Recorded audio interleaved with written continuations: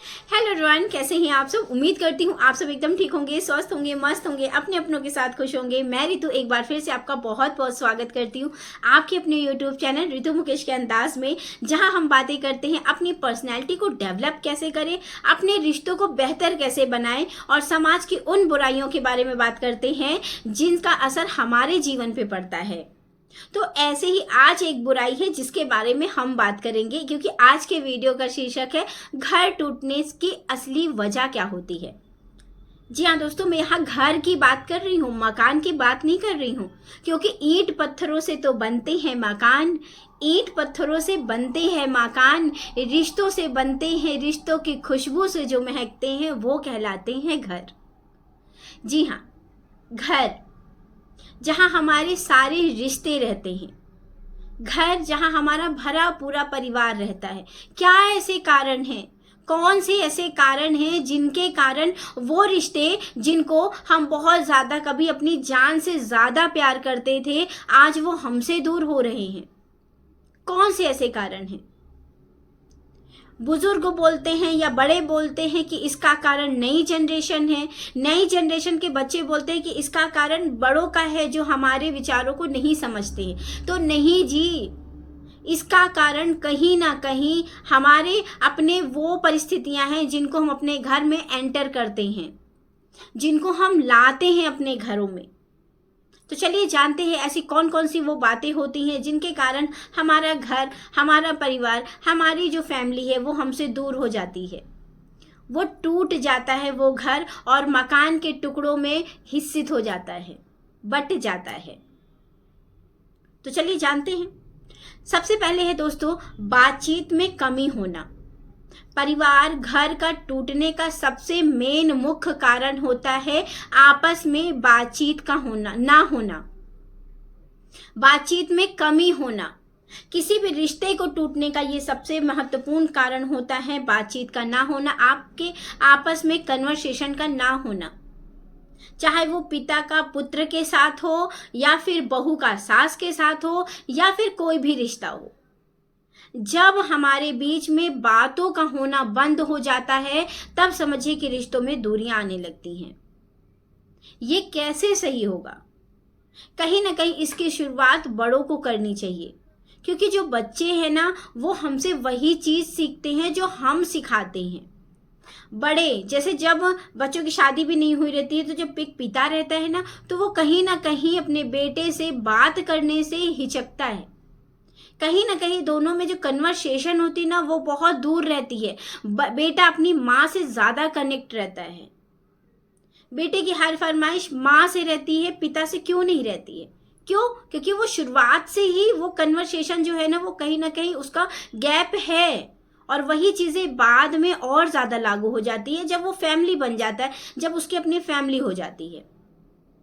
तो परिवार के टूटने का सबसे मुख्य कारण है मेरे हिसाब से वो है कन्वर्सेशन का ना होना, बातचीत का ना होना। आप अपनी सारी फीलिंग दूसरों के साथ शेयर कर लोगे, लेकिन अपने घर वालों के साथ अपनी फीलिंग शेयर करने में आपको बहुत ज़्यादा तकलीफ होती है। पता नहीं क्यों लोग अपनी फीलिंग को दूसरों के साथ शेयर कर देंगे, बड़े होंगे वो अपनी फीलिंग दूसरे किसी के पास जाके शेयर कर देंगे, लेकिन अपने बच्चों से उस फीलिंग को शेयर नहीं करेंगे। या बच्चे होंगे अपने किसी भी फ्रेंड के साथ के मम्मी पापा से शेयर कर देंगे, लेकिन उस फीलिंग को वो अपने माँ बाप से शेयर नहीं करेंगे। इसका सबसे मुख्य कारण है कि हमारे परवरिश में कहीं ना कहीं कमी है, हमारी ही परवरिश में कमी है। हमने अपने बच्चों को ये चीजें, ये अथॉरिटी दे रखी थी कि तुम हमसे ना बात करके तुम दूसरों से जाके बात करो, तुम दूसरों से जाके अपनी प्रॉब्लम शेयर करो।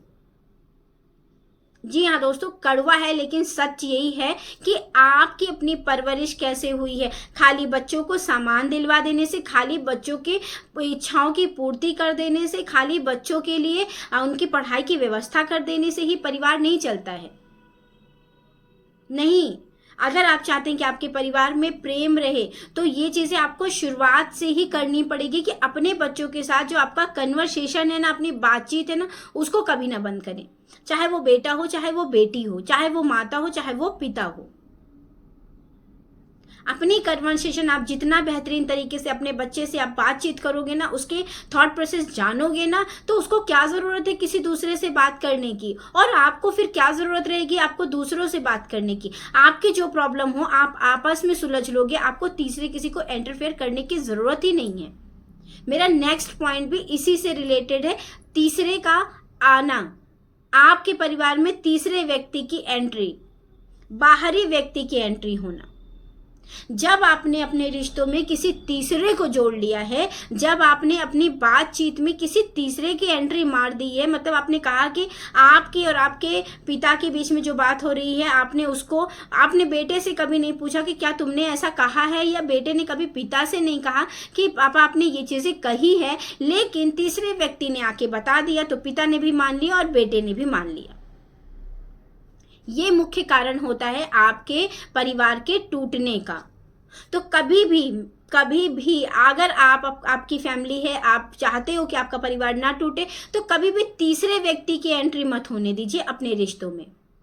आपके बीच का जो भी मुद्दा है, आपके बीच की जो भी बातें हैं, वो आप दोनों आपस में बैठ के बातें कीजिए, आपस में बैठ के उस चीज का हल निकालिए।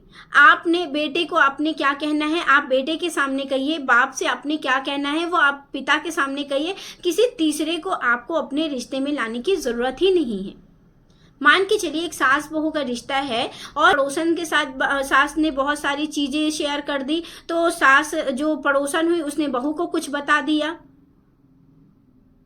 ये चीजें आपको नहीं करनी। अगर आपको अपनी बहू से किसी भी प्रकार की कुछ प्रॉब्लम है तो आप सीधा आके अपनी बहू से बात करिए। आपको अपनी सासू माँ से कुछ प्रॉब्लम है तो आप अपने सास से आके बात करिए।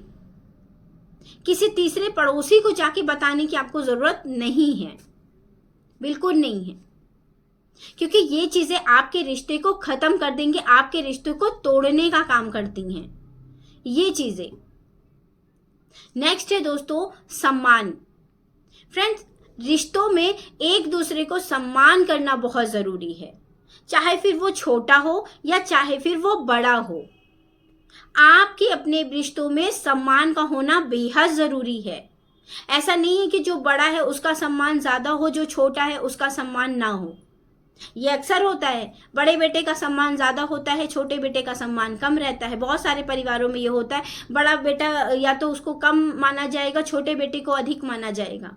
नहीं, आपकी दो आंखें हैं तो दोनों आंखों की आप प्रॉपर देखभाल करोगे ना, तो दोनों बच्चों की, जितने भी आपके बच्चे हैं, जितने भी आपका परिवार है, उन सबको आप एक आंख करके देखो, अलग अलग नहीं।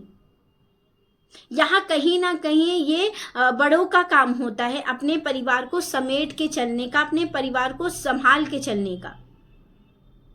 तो आप शुरुआत से ही ये चीजें कतई ना करो। बहुत सारी सासों को मैंने देखा है, एक बहू को ज्यादा प्यार करेंगी, एक बहू को कम प्यार करेंगी। ऐसा आपको कतई नहीं करना है। एक बेटे को ज्यादा मानेंगी, दूसरे को कम मानेंगी। भाई क्यों? दोनों बच्चे आपके ही हैं ना। तो ऐसा क्या हो जाता है, ऐसा क्या परिस्थितियां आ जाती हैं कि आप एक को कम चाहते हो, दूसरे को कम चाहते हो। बचपन में तो दोनों को ही इंसान उतना ही प्यार करता है, फिर बड़े होते होते ये क्या हो जाता है? क्यों हम अपने रिश्तों को बांटने में लग जाते हैं? तो दोस्तों, अपने रिश्तों में मान सम्मान सबको प्यारा है। आपको जैसे प्यारा लगता है ना कि आप बड़े हैं, आपका सम्मान किया जाए, वैसे बच्चों की भी अपनी सेल्फ रिस्पेक्ट होती है। तो उनसे उसी लहजे में बात करिए जिस लहजे में बात करने का तरीका है। ये नहीं है कि आप बड़े हैं तो आप हर टाइम अपनी हुकूमत चलाएं, अपनी बातों को रखें। ये आपको कतई नहीं करना है। क्यों? क्योंकि बच्चे जो होते हैं ना, वो सेम टू सेम आपसे ही सीखते हैं। उनको पता है कि अभी ये गुस्सा करेंगे तो वो आपसे बातें छुपाने लगेंगे। आप ये क्यों नहीं समझते हैं? आपके गुस्से का प्रभाव ये होगा कि बच्चे आपसे छोटी छोटी बातों को भी बताना पसंद नहीं करेंगे। उनके मन में कहीं ना कहीं ये फीलिंग आने लगी कि अभी इनसे बताएंगे तो ये हमको चिल्लाने लगेंगे, इनसे बताएंगे तो ये हमको ऐसे बोलेंगे, इनसे बताएंगे तो ये हमको वहां जाने नहीं देंगे। आपको इनसिक्योरिटी है कि बच्चा कहीं जाएगा वहां सही से रहे, ये करे वो करे, आपका बच्चा बिगड़े ना। लेकिन इन चीजों को समझाने का, इन चीजों को बताने का एक तरीका होता है, उस तरीके के हिसाब से आप चलिए। यह आपका फर्ज है।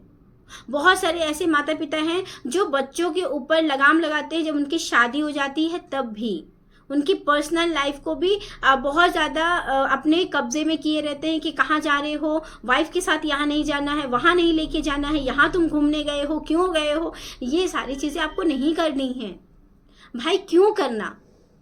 उनकी भी अपनी एक पर्सनल लाइफ है जिसको आप उनको एंजॉय करने दो, उनका भी वो दिन कभी वापस नहीं आएगा। ये चीज़ें होती हैं।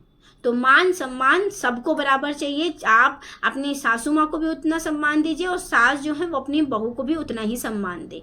देवरानी है जेठानी को भी उतना सम्मान दे, जेठानी जो है वो देवरानी को भी उतना ही सम्मान दे। ये नहीं कि वो छोटी है तो उसको कुछ भी कहते रहो, ऐसा नहीं है। आपको सम्मान लगता है ना कि आपको लोग सम्मानित करें, तो सेम वैसे ही उसको भी फीलिंग आती है कि उसको भी सम्मानित हो, उसके भी काम की प्रशंसा हो। ऐसा नहीं है कि आप बड़े हो तो बस आपके काम की प्रशंसा होती रहे, उसके काम की प्रशंसा ना हो। तो प्रशंसा, मान सम्मान सबको बराबर का हक है। नेक्स्ट है दोस्तों, जो सबसे बड़ा कारण है अपने घर को टूटने का, वो है संपत्ति, पैसे। जी हाँ दोस्तों, इस टाइम पे सबसे बड़ा कारण तो यही है कि संपत्ति के कारण घर काफ़ी ज़्यादा टूटते हैं। लोगों को ये संपत्ति चाहिए, लोगों को वो संपत्ति चाहिए, मुझे ये चाहिए, मुझे वो चाहिए। मैं तो यहाँ यही बात कहना चाहूँगी, जो भी घर के बड़े बुजुर्ग हैं उनके लिए खास तौर पे, आप अपनी संपत्ति का जब भी बंटवारा कर रहे हैं तो आपके जितने भी बच्चे हैं आप सब में इक्वल बंटवारा करिए। इक्वल, ऐसा नहीं है कि किसी को ज़्यादा दे दिया, किसी को कम दे दिया, किसी को वो नहीं दिया, किसी को ये नहीं दिया। नहीं, ऐसा नहीं करना है भाई। जब आपने प्रॉपर्टी बनाई है, जब आपने ये सोच के प्रॉपर्टी बनाई है कि आपको अपने बच्चों के लिए प्रॉपर्टी बनानी है, तो फिर उस प्रॉपर्टी का बंटवारा भी आपको इक्वल करना चाहिए। या तो फिर आप प्रॉपर्टी बनाओ ही ना, कि भैया आप जब तक जियो अपना ऐश से जियो, खाओ पियो मस्त रहो, प्रॉपर्टी बनाने की ज़रूरत नहीं है। अगर आपने ये सोच के प्रॉपर्टी बनाई कि बच्चों के लिए है, तो जितने भी आपके बच्चे हैं उन सब में प्रॉपर पूरे तरीके से सही से बंटवारा किया जाए। ये बहुत बड़ा कारण होता है आपके आपसी झगड़ों का, घर के टूटने का सबसे बड़ा कारण यही है, संपत्ति। तो दोस्तों, इन सभी चीज़ों को आपको बहुत बेहतरीन तरीके से ध्यान देना है कि आपको अगर आपका घर बचाना है ना, अगर आपके बच्चे भी छोटे हैं फिर भी आप इन सब चीज़ों को फॉलो करोगे तो आगे चल के आपको इन सब चीज़ों का सामना नहीं करना पड़ेगा। नेक्स्ट है दोस्तों कि पुरानी बातों को, जो पुराने जख्मों को है, उसको बार बार मत कुरेदिए। कुछ भी किसी से गलती हो गई है, कुछ भी किसी से बातें हो गई है ना, तो उस चीज़ को बार बार मत कहिए, बार बार उस चीज़ का ब्लेम उस इंसान पे मत लगाइए। कोई पिता है, वो उनका पास्ट कैसा था, तो बच्चे क्या करेंगे कि आपने यही किया था, आपने ये ना किया होता तो आज ये हमारा चीज़ें अच्छी रहती, आपने वहाँ की ज़मीन ना निकाली होती तो आज हमारे पास ये ज़मीन होती। पिता कहेंगे तूने अगर ये काम ना किया होता तो आज यहाँ ये चीज़ें ना होती। ये जो कारण होते हैं ये नहीं कहने चाहिए। पास्ट की कोई भी चीज़ें हों, पास्ट ही होता है। इसके ऊपर प्रॉपर मैंने एक वीडियो आपको बना के दी कि भाई पास्ट की जो भी चीज़ें हैं उसको आप एकदम से छोड़ दीजिए, प्रेजेंट में जीना शुरू करिए। तो आप भी अपने रिश्तों को अगर चला रहे हो ना, आप रिश्तों के मुखिया हो ना, तो आपका ये कर्तव्य बनता है कि पास्ट की कोई भी चीज़ें आपके प्रेजेंट में, आपके परिवार के प्रेजेंट में ना आए। क्योंकि पास्ट में क्या हुआ वो प्रेजेंट के लोग नहीं जान रहे हैं। बहुत सारे ऐसे जो नई पीढ़ी आ रही है उनको नहीं पता है, तो आप क्यों पास्ट की चीज़ों को प्रेजेंट में ला के जग जाहिर कर रहे हो और सामने वाले को मतलब उसको ये गिरा रहे हो कि तूने ये गलती की थी, इस समय में तूने ये गलती की थी। ये आपको नहीं करना है।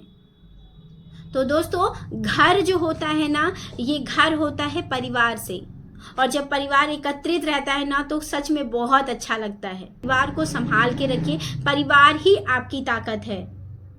दुनिया की सारी ताकत एक तरफ, आपका परिवार एक तरफ। आपका चाहे जितने दोस्त होंगे, लेकिन जिस टाइम पे आपको ज़रूरत होगी उस टाइम पे आपका भाई ही आपको साथ देना चाहिए, आपकी बहन आपके साथ होनी चाहिए, आपके पिता आपके साथ होने चाहिए। मतलब ये ऐसा सिचुएशन बनाइए, ऐसी परिस्थितियाँ बनाइए, ऐसा परिवार बनाइए।